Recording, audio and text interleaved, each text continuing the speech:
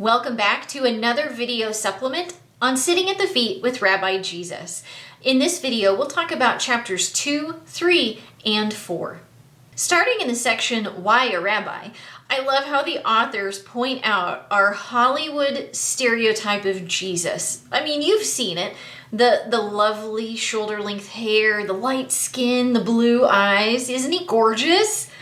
But as you're learning through this book, the historical Jesus would not have looked like Obi-Wan Kenobi. To tackle this challenge, professor and medical artist Richard Neve actually went about creating a 3D model of what the historical Jesus may have looked like.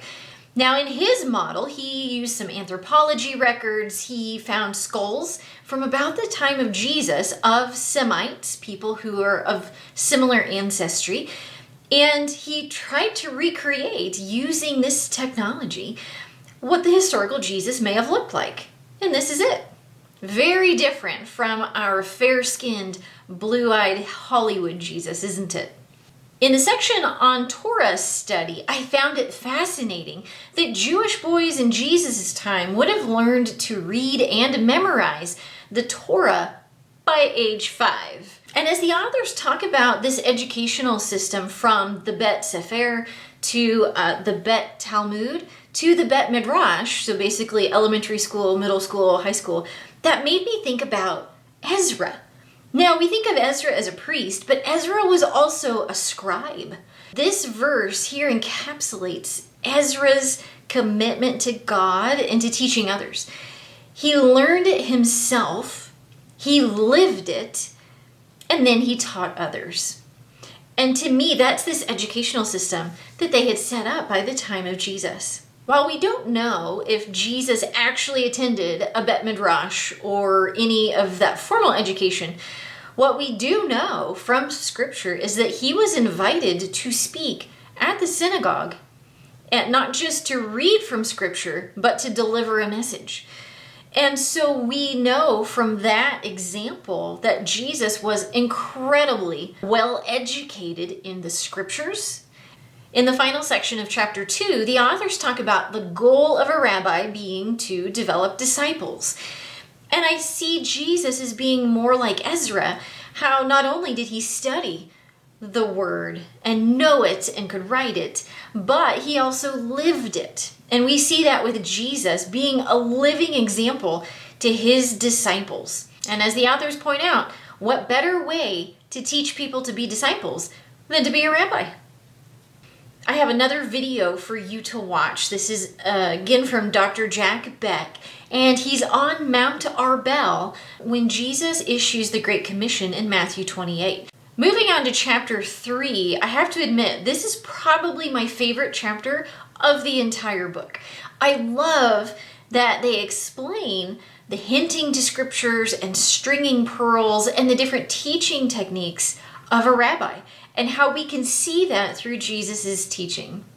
And if you have the book, be sure to go look at pages 42 and 43 for one of my favorite examples of hinting at scripture. And it has to do with the time in Matthew 18 when Jesus was asked, well, how many times do I forgive? And so go check that out. That's one of my aha moments when I first realized how amazing these teaching techniques are that rabbis use. In the section called Discovering Jesus' Library, the authors do a wonderful job explaining the scriptures that Jesus would have had in the first century. And it looks a little bit different from our Western Bible today. And so they explain that it is broken into 3 different sections: the Torah, the Nevi'im, or the prophets, and the Ketuvim, the writings. And in the book, they actually list which of our Old Testament books corresponds to which of those sections and how it's divided up. The Bible Project has an incredible video. It's about 12 minutes long. It's linked up here. And I want you to stop this video and go watch it.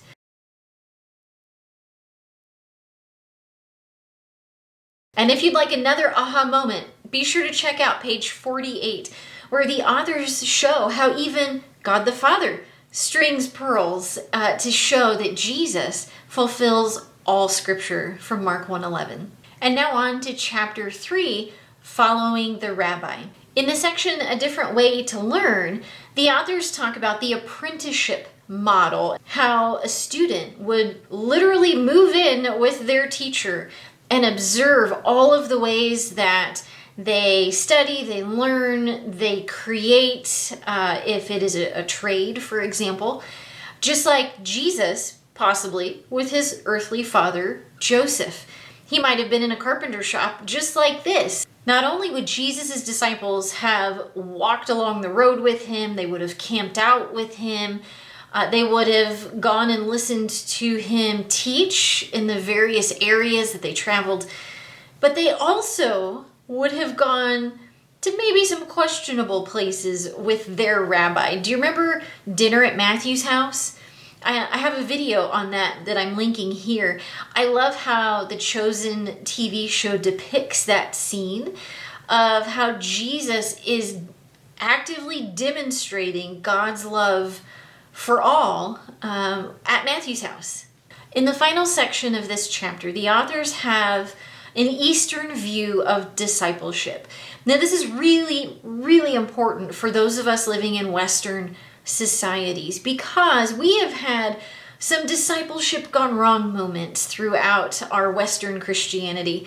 And one in my particular faith tradition, we have what we call the 5 steps to salvation, which we're learning may not be the best mode for discipleship. And the authors point out it's not just information, these 5 steps to salvation, if you will.